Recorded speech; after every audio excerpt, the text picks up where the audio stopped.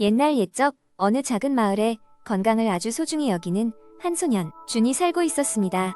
준의 가족은 대대로 이 마을에서 농사를 짓고 농작물을 재배해왔지만 최근 들어 잦은 질병으로 인해 마을 사람들은 건강한 삶을 위협받고 있었습니다. 준은 사랑하는 가족과 이웃들이 다시 건강해질 수 있도록 도움이 되고 싶었습니다. 어느 날, 준은 마을 도서관에서 면역력 높이는 식품에 관한 책을 발견하게 되었습니다. 책에는 여러 가지 자연 식품을 통해 면역력을 높이고 건강을 회복할 수 있다는 놀라운 이야기가 가득했습니다. 준은 마음속 깊이 이 책의 지혜를 실천해보고자 결심합니다. 준은 먼저 가족의 식단을 점검하기 시작했습니다. 기존에 먹던 밀가루로 만든 가공식품보다 채소와 과일, 견과류, 그리고 버섯류를 포함한 식사를 더하기로 했습니다.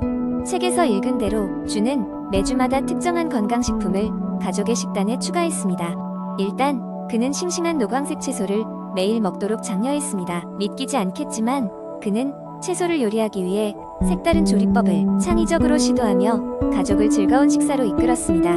다음으로 준은 가족 전원을 위한 아침 식사로 다양한 종류의 과일을 준비했습니다. 책에 따르면 비타민C는 우리의 면역 체계를 강화하는 데 중요한 역할을 한다고 했습니다. 준은 가족에게 감귤류, 딸기, 키위 등을 권장하며 에너지를 북돋워 주었습니다.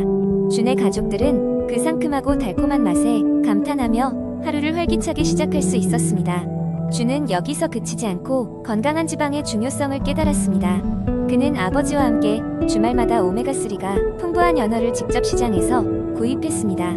연어를 각기 다른 방식으로 요리하며 가족들은 맛의 다양함에 감탄했고 시간을 거치며 그들의 피부와 윤활 관절이 건강해지는 것을 느꼈습니다. 이뿐만 아니라 준은 마을 사람들에게 널리 알려지지 않은 면역력 높이는 식품을 찾아내었습니다.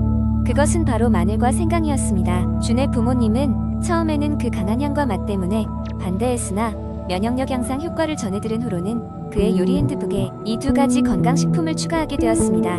마을 사람들이 점점 준과 그의 가족의 식습관을 따르기 시작했습니다. 그들은 준에게 건강한 레시피를 물어보곤 했고 학교에서는 준을 건강 마스터라고 부르며 그에는 특별 강의를 요청하기도 했습니다. 준의 노력은 결국 마을 전역에 퍼졌고 마을 사람들은 더욱 건강한 삶을 살게 되었습니다. 시간이 흘러 병에 걸렸던 사람들이 서서히 회복되었고 모두가 건강한 생활을 유지할 수 있었습니다. 마을은 다시 한번 활기로 가득 찼으며 준의 지혜와 결단력이 훗날 여러 세대에 걸쳐 마을의 자랑스러운 이야기로 전해지게 되었습니다. 이처럼 준의 이야기는 마음을 담아 실천한다면 작은 변화가 얼마나 큰 차이를 만드는지 보여주는 빛나는 예시였습니다. 모든 사람은 그 자신의 건강을 주도적으로 관리할 수 있는 능력을 가졌으며 건강한 식습관이야말로 그 토대가 되었음을 깨닫게 되는 놀라운 경험이었지요. 두 번째 이야기, 운동에 대한 이야기는 누구에게나 흥미롭지만 특히 효과적인 운동, 최고의 운동에 대한 이야기는 항상 뜨겁습니다. 그 중에서도 칼로리 소비가 높은 유산소 운동은 많은 이들이 진지하게 관심을 갖고 따라하려 하는데요. 오늘 저는 이 대목에서 누구나 할 수 있는 최고의 유산소 운동들에 대한 이야기를 나누려 합니다. 먼저 가장 접근성이 좋은 유산소 운동은 단연 걷기입니다. 걷기는 특별한 장비나 장소 없이도 쉽게 할 수 있으며 일정한 속도로 걷기만 해도 많은 칼로리를 소모할 수 있습니다. 특히 산책이나 하이킹은 주변의 아름다운 경치를 감상하면서 동시에 몸매 관리에도 큰 도움이 되니 일석이조죠. 게다가 이는 무릎이나 발목에 큰 부담을 주지 않기 때문에 모든 연령대가 쉽게 접근할 수 있는 운동이기도 합니다. 그 다음으로 자전거 타기를 들 수 있습니다. 자전거는 훌륭한 심혈관 운동이며 페달을 밟으며 다양한 경치를 즐길 수 있는 장점이 있습니다. 특히 언덕이 많은 지역에서 자전거를 탈 경우 평지와는 또 다른 다이나믹한 운동 효과를 얻을 수 있습니다. 요즘엔 실내에서 할 수 있는 사이클링 클래스도 많아져 날씨나 지역에 구애받지 않고도 실내에서 손쉽게 실천할 수 있는 장점도 있습니다. 수영도 빼놓을 수 없습니다. 물은 몸에 가하는 부담을 줄여주면서도 온몸을 사용하는 운동이기 때문에 칼로리 소모가 큰 운동 중 하나입니다. 물속에서 조금만 움직여도 큰 저항을 경험하게 되므로 수영은 특히 근력 강화와 유산소 운동이 동시에 이루어집니다. 수영이 어렵다면 물속에서 하는 아쿠아로빅이나 수중 걷기도 충분히 좋은 운동이 됩니다. 또한 달리기도 매우 효과적인 운동입니다. 처음 시작하고자 한다면 가볍게 조깅부터 시작하여 점차 속도를 올리는 것이 좋습니다. 달리기는 체내의 지방을 태우고 심장과 폐의 기능을 강화하는데 매우 효과적입니다. 이는 심리적으로도 큰 도움을 줄 수 있는데 러너스 하이를 경험하면서 스트레스를 날릴 수 있기 때문입니다.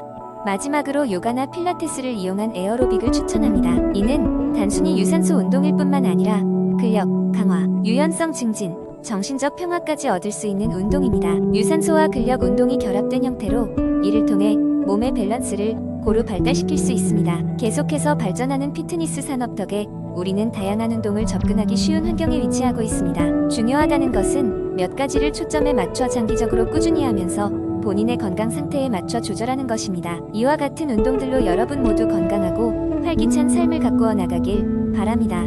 세 번째 이야기, 어느 작은 도시의 한가운데 작은 공원이 자리 잡고 있었다. 공원은 신선한 공기가 넘치고 꽃들이 만발한 곳이었지만 이상하게도 사람들의 발길은 뜸했다. 대신 사람들은 각자의 손에 쥔 스마트폰 화면 속에 더 깊이 빠져 있었다. 한 젊은 남자, 민수는 문득 그런 현실이 이상하게 느껴졌다. 그는 점점 더 스마트폰에 시간을 빼앗겨서 가족과의 대화도 줄고 취미생활도 소홀해진 자신을 발견했다. 문득 방학 동안 읽기로 했던 소설 한 권이 책장에 먼지를 뒤집어 쓰고 있다는 것도 떠올랐다. 이대로는 안 되겠어 라고 그는 마음속으로 다짐했다. 민수는 디지털 디톡스라는 개념을 처음 접하게 되었다. 이는 디지털 기기 사용을 중단하거나 줄여나감으로써 현실 세계에 더 충실해지는 것을 목표로 하는 방법이었다. 그는 그 개념에 깊이 공감하게 되었고 이를 실제로 실행하기 위해 몇 가지 계획을 세웠다. 첫째, 그는 하루를 시작할 때와 마무리할 때 휴대폰을 가급적 멀리 두기로 했다. 아침에는 커피를 마시며 자연을 즐기고 저녁에는 집 근처를 산책하며 하루를 정리하는 시간을 갖기로 했다. 이를 통해 그는 디지털 환경에서 벗어나 점점 더 자신의 감정과 생각에 집중할 수 있게 되었다. 둘째, 그는 모든 알림을 끄기로 했다. 시시때때로 울리는 알림 소리에 의해 삶의 흐름이 끊기는 것을 막기 위해서였다. 중요한 메시지는 저녁에 컴퓨터를 사용할 때만 확인하기로 했다. 이 방법은 생각보다 더 효과적이었다. 그는 외부의 자극 대신 내면의 목소리에 귀를 기울일 수 있었다. 셋째, 그는 일주일에 한 번은 오프라인의 날을 정했다. 그날은 전자기기를 전부 꺼놓고 자연 속에서 시간을 보내거나 책을 읽으며 하루를 보내기로 했다. 이를 통해 그는 디지털 중독에서 벗어나 현실에 존재하는 소중한 것들을 더 많이 발견할 수 있었다. 디지털 디톡스를 시작하고 몇 달이 지나자 민수는 점차 달라지고 있었다. 아침이 상쾌해졌고 다시금 독서에 빠져들 수 있었으며 가족과의 대화도 풍성해졌다. 그는 친구들에게도 이런 변화를 적극적으로 권유했다. 그들의 반응 또한 긍정적이었다. 그 작은 도시의 사람들은 민수 덕분에 점점 변해갔다. 사람들은 저마다의 방식으로 디지털 디톡스를 시도했고 점점 더 공원에는 사람들이 늘어났다. 자연을 느끼며 서로의 이야기를 나누고 아이들은 스마트폰 대신 뛰어노는 법을 배워갔다. 디지털 디톡스를 통해 얻은 것은 단지 스마트폰 사용 시간을 줄이는 것뿐만이 아니었다. 그것은 자신을 되돌아볼 틈을 주고 소중한 사람들과의 관계를 회복하는 것이었으며 더 나아가 스스로에게 충실한 삶을 사는 시작이었다. 민수는 스스로의 경험을 통해 이 진리를 깨달았고 디지털 디톡스의 필요성을 세상에 더 많이 알리고 싶다는 목표를 갖게 되었다. 이렇듯 스마트폰 중독 예방을 위한 디지털 디톡스는 현대사회에서 모두가 한 번쯤 고민해봐야 할 과제가 아닌가 생각해본다. 네 번째 이야기, 바쁜 현대 사회에서 건강을 유지하기 위해서는 자신만의 운동 루틴을 만드는 것이 중요하다. 직장생활과 가정생활, 그리고 사회적인 의무 등 여러 가지 이유로 헬스장에 나가는 것이 쉽지 않을 수도 있다. 그러나 다행히도 홈트레이닝을 통해 시간과 장소에 구애받지 않고 건강을 관리할 수 있다. 처음 홈트레이닝을 시작할 때 필요한 것은 바로 마음가짐이다. 운동을 해야 한다 라는 압박감보다는 내 건강을 돌본다 는 긍정적인 마음으로 시작하는 것이 중요하다. 누구나 스스로 할 수 있는 간단한 스트레칭으로 하루를 시작할 수 있다. 간단한 목 돌리기, 손목과 발목을 푸는 스트레칭은 전신의 긴장을 풀어주는데 큰 도움이 된다. 스트레칭 후에는 강도를 조금 더 높일 수 있는 운동을 선택해보자.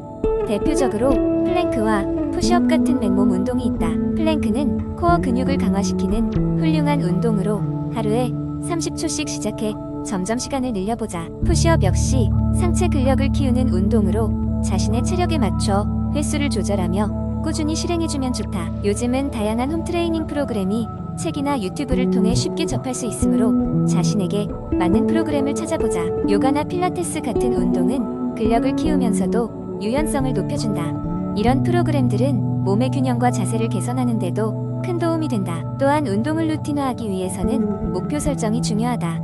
매일매일 작지만 달성 가능한 목표를 세워보자. 예를 들어 하루에만 보 걷기나 일주일에 3번 플랭크 1분씩 하기와 같은 목표는 지속적인 운동 습관을 형성하는 데 도움이 된다. 한편 홈트레이닝에서 중요한 또 다른 요소는 바로 휴식이다. 운동 후 근육의 회복을 돕기 위해 충분한 수면과 영양 가득한 식사를 챙기는 것이 중요하다. 운동할 때와 마찬가지로 자신의 컨디션을 알고 적절한 휴식을 취하는 것이 건강한 홈트레이닝의 핵심이다.